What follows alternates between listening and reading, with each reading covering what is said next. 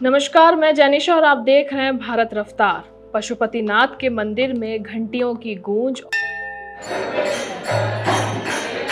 और जनकपुर की गलियों में सीता के भजनों की मिठास। नेपाल की आत्मा फिर से जाग रही है। सड़कों पर गूंज रहा है एक नारा, हिंदू राष्ट्र दो और राजा वापस लाओ। 2008 में जब माओवादी लहर और राजाशाही के पतन ने दुनिया के इकलौते हिंदू राष्ट्र को धर्मनिरपेक्ष बना दिया तो कई आंखें नम हो गई थी। आज 2025 में काठमांडू की तंग गलियों से लेकर बीरगंज के चौराहों तक हजारों लोग उस खोई शान को वापस लाने के लिए उतर पड़े हैं। पूर्व राजा ज्ञानेंद्र शाह की तस्वीरें हवा में लहरा रही हैं और दिलों में सवाल गूंज रहा है, क्या नेपाल फिर से हिंदू राष्ट्र बनेगा? ये सिर्फ आंदोलन नहीं है, आस्था और सियासत का तूफान है जो हिमालय की गोद में बसे इस देश को नई राह दिखा रहा है। नेपाल का दिल सदियों से हिंदू धर्म में धड़कता रहा है। 2021 की जनगणना कहती है कि 81.3% लोग हिंदू हैं। भारत के बाद दुनिया में सबसे ज्यादा पशुपतिनाथ, जहां हर साल लाखों भक्त माथा टेकते हैं। और जनकपुर, माता सीता की जन्मभूमि, नेपाल की सांस्कृतिक चमक है। वहीं 1768 में पृथ्वी नारायण शाह ने छोटे छोटे रजवाड़ों को जोड़कर नेपाल बनाया और इसे असल हिंदुस्तान का नाम दिया।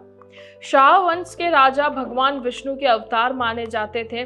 दशे उनकी राष्ट्रीय उत्सव था। गाय पवित्र थी और हिंदू संस्कृति देश की रीढ़ थी। लेकिन 2006 का जन आंदोलन, माओवादी विद्रोह और 2008 में राजा ज्ञानेंद्र का तख्ता पलट हुआ। सब कुछ बदल गया। संविधान सभा ने नेपाल को धर्मनिरपेक्ष घोषित कर दिया और वो शान जिस पर नेपाल गर्व करता था, कागजों में सिमट कर रह गई।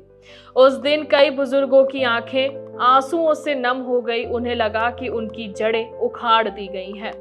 आज वो जख्म फिर से हरा हो रहा है।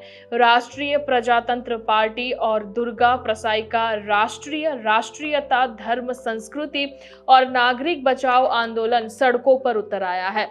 मार्च 2025 में काठमांडू में भगवा झंडों की लहर थी। हजारों लोग चिल्ला रहे थे, हिंदू राष्ट्र नहीं तो कुछ नहीं। सोशल मीडिया पर दावे हैं कि 2008 से 2 लाख हिंदुओं का धर्मांतरण हुआ और जो है साथ में चर्चों की संख्या 23 से बढ़कर 22,000 हो गई। भले ही ये विवादास्पद हो मगर गुस्सा पक्का है। बीरगंज से हनुमान जयंती की शोभा यात्रा पर पथराव ने इस आग को और भड़का दिया है।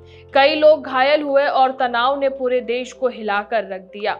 एक स्थानीय ने कहा कि हमारी आस्था पर हमला हुआ है, ये सहन नहीं हो सकता है।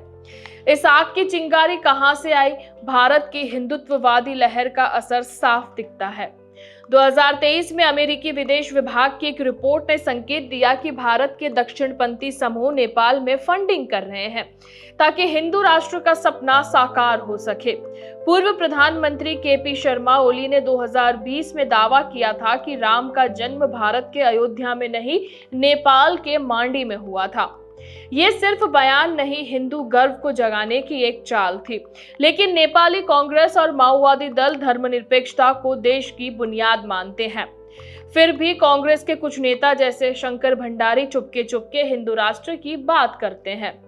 क्या ये सपना हकीकत बनेगा? संविधान बदलने के लिए संसद में 2/3 बहुमत की जरूरत होती है। वहीं आरपीपी के पास सिर्फ 14 सीटें हैं।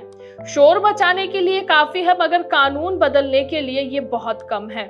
नेपाली कांग्रेस और सीपीएन और यूएमएलए धर्मनिरपेक्षता के साथ हैं, लेकिन जनता का गुस्सा बढ़ रहा है। बेरोजगारी से तंग युवा और धर्मांतरण से डरे हिंदू संगठन इस लहर को हवा दे रहे हैं। अगर कोई बड़ा नेता इस आंदोलन को हथियार बनाया जाए तो ये खेल बदल सकता है, मगर राह कांटों भरी है। नेपाल की 20% आबादी बुद्ध, मुस्लिम, किरात, ईसाई जो धर्मनिरपेक्षता को अपनी सांस मानती है। हिंदू राष्ट्र बना तो ये समुदाय बेचैन हो उठेगा। 2015 का मधेसी आंदोलन भूलना मुश्किल है। 50 से ज्यादा लोग मरे थे। क्या ये मांग ऐसा ही तूफान लाएगी और फिर दुनिया की नजरें भी इस पर टिकी हुई हैं? अमेरिका, यूरोप धर्मनिरपेक्षता चाहते हैं और चीन अपनी पकड़ बनाए रखना चाहता है।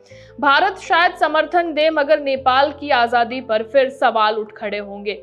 नेपाल का इतिहास कहता है कि बदलाव मुश्किल है मगर होता जरूर है। 1951 में राणा शासन गया, वहीं 1990 में लोकतंत्र आया, 2008 में राजाशाही खत्म हुई। आज नेपाल दो राहें पर खड़ा हुआ है।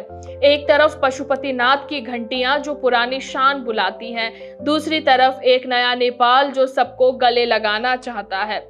लोग पूछ रहे हैं, क्या हिंदू राष्ट्र हमें जोड़ेगा या तोड़ेगा? आप क्या कहते हैं? क्या नेपाल फिर हिंदू राष्ट्र बन पाएगा या ये लहर समय के साथ ही ठंडी पड़ जाएगी?